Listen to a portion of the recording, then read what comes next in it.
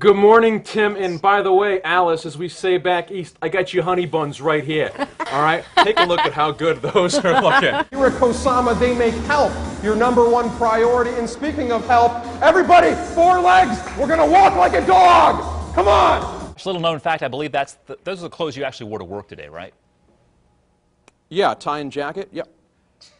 Morning, we'll do some exfoliating on air. Yeah. Oh, this is nice, guys. This is actually be Josh. That's me. Inside. For the love of God, do not put that exfoliator on. This is what you will look like. We're just gonna see what he's got as he goes after Coach George. Whoa!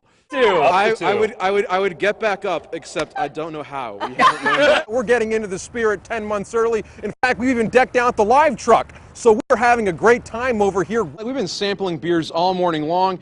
And I didn't want you guys to think that I came empty-handed. I brought something from my own personal collection. Another fine light lager. It is a Keystone Light. And Drew, you've been working hard all day long. I didn't want you to think I forgot about you too, my man. All right? You want to try that for me? Sure. Now, you may notice light notes of tin can. The typical morning crowd is out at this local bar, playing darts and throwing back a few brews. I guess we should be drinking sake. Today they're welcoming a different gang. Well, 2. The Cardinal Red Ladies and the Happy Hatters. They're throwing Laverne Abernathy a very special party.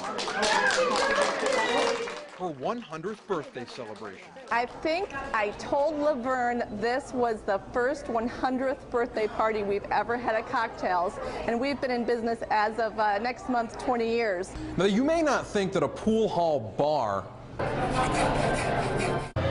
would be the perfect place to throw someone their 100th birthday party, but Laverne says it is.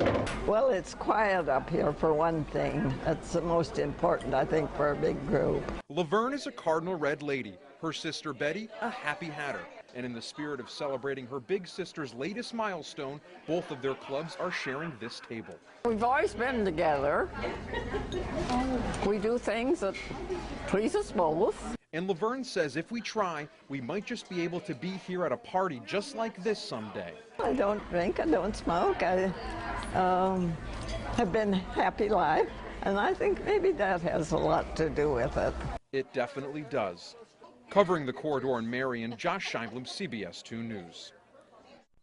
You're driving along in your car. It's a nice day outside. You're enjoying the breeze. That's when... Hey, slow down! You're gonna get a speeding ticket. Don't you see those cameras up there? They say you should always listen to your significant other, but at least in this case, do you really have to? So do you have to pay the ticket? Well, technically no, but ignoring it like the rest of your junk mail could cost you even more than you think. So what have we learned today, class? Well, first, it's a myth that even though they can't prove you were driving, you don't have to pay. Second, it's a myth you won't have to pay when someone else is driving. Third, even though the ticket is filed in civil, not criminal court, you still will have to pay the ticket. And just because you don't pay your ticket doesn't mean you can't renew your driver's license. So at the end of the day, the only way you're getting out of this speeding ticket is not to speed. Covering the corridor in Cedar Rapids, Josh Scheinblum, CBS 2 News. The process is simple enough. The corn grows in the fields here, where it all gets picked up by these giant combines and is then dumped into a silo or bin like this one. But what some may not realize is this can be a real dangerous hazard. Cleaning off cars at a car dealership is more work than you may think. For one thing, you're not just cleaning off one car, you're cleaning off a whole parking lot full of them. For weeks, the students at St. Matthew's School have been learning about the Titanic and the ocean as well. And today's event culminates in something big, a fine dining experience. Tomahawks, bows and arrows, men sitting around an open fire outside their canvas tents, a scene out of the 19th century. It celebrates a time of the mountain men and the Rocky Mountain fur trade era. It's called Rendezvous, a reenactment of what life was like for those who lived off the land in the 1800s, a time when Old Glory only had 15 stars. And the people who put Rendezvous on make every effort to make it as accurate to the period as possible, from the clothes they wear to where they sleep. Even the blankets are like those they used to use. For those who participate, while they like living life the old way, what they really enjoy is sharing history with others. I like them to see the inside of my teepee. It's very cozy. It's as cozy as any fifth wheeler you could find. A reminder of a simpler time. Covering the corridor in Cedar Rapids, Josh Scheinblum, CBS 2 News. Now, I'm a big fan of that Anthony Bourdain show, and one of the big things they say on cooking shows, you should always try and at least taste your product. Have you ever try these? No, actually I have not. Let's have a first, shall we? Let's try this. We got birdseed cranberries and peanut butter. Here, come on, we'll try it together. No. Ready? So that's what. Oh, it's awful. So that's what a pine cone tastes like with birdseed and peanut butter. I know you guys stretched your fingers before you did this. Let's get our video game fingers out. Come on. You're not going to win Super Mario Kart by doing this. Come on. Super Mario Kart. Where's your motivation? There we go. And you ask me questions. Ask me questions. Here we go. There we go. Ask a question. To the 5th place, the value of pi. The value of pi, 3.14. Keep going. Okay. Let's do it. Capital, Florida. Didn't hear that. Keep going. Your social security number. Yeah. Yes! Woo! You got it. You got it. There's a lot of confusion here in Cedar Rapids. What are you supposed to do to get your pile of leaves ready for pickup? Smooth. Our skin will be smooth, and we're recycling. You can do a mustache too if you want. Yep. Oh, that looks nice. Skin, yeah, it kind of looks like you have a 5 o'clock shadow. And Tim, I'm here in a glass case of neighborly love.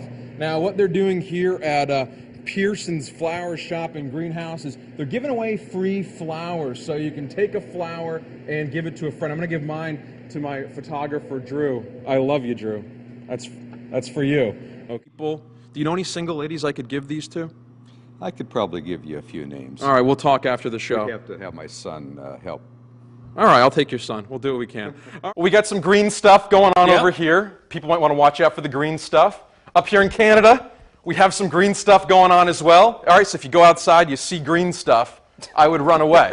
That could be bad.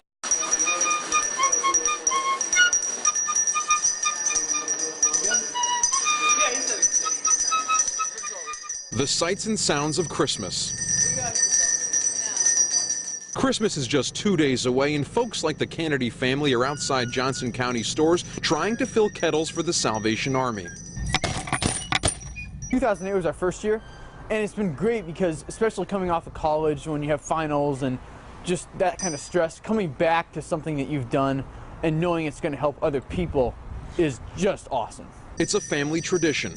Mom plays the piccolo while her sons Frank and Adam ring the bells.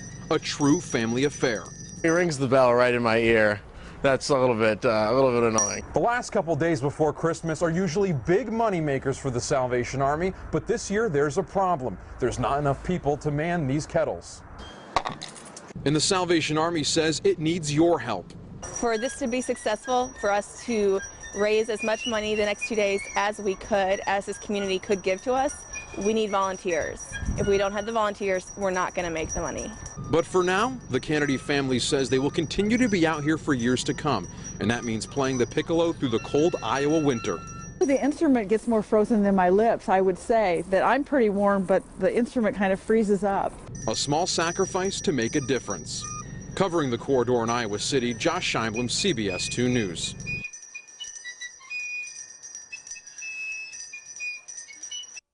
You can still feel the excitement here from when Air Force One landed just after 11:30 this morning. And like you mentioned, about 20 minutes ago, President Barack Obama took his first steps off of Air Force One. As he walked down, Governor Romney just wrapped up his Town Hall Forum campaign stop here at the Diamond V manufacturing plant in Cedar Rapids. He took questions from the audience, answering everything from health care to Social Security. Caucus Day is today. In fact, here in Lynn County, there are 79 locations in which you can caucus from. The Occupy protesters have been here in Cedar Rapids now for over 3 weeks, and today they erected a new structure. You can see that right here. It circles around the entire camp, and it's a sign they're not going anywhere.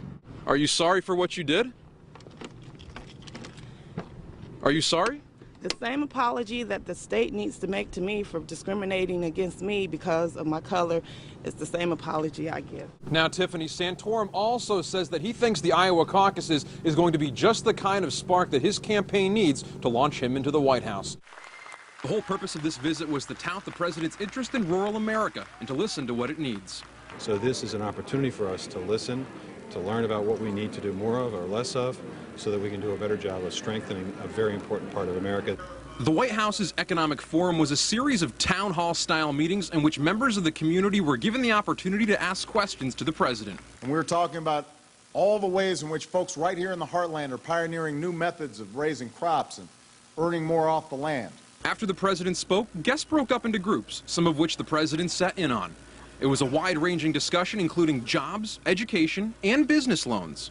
He seems really zeroed in on the issues. He obviously had campaigned out here in Iowa and Illinois a lot, so he knows rural issues very well. And overall, people seemed pleased with what the president had to say.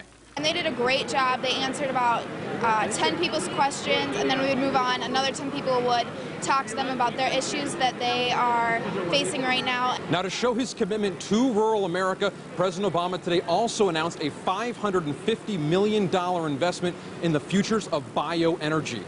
In Piosta, Josh Scheinblum, CBS 2 News.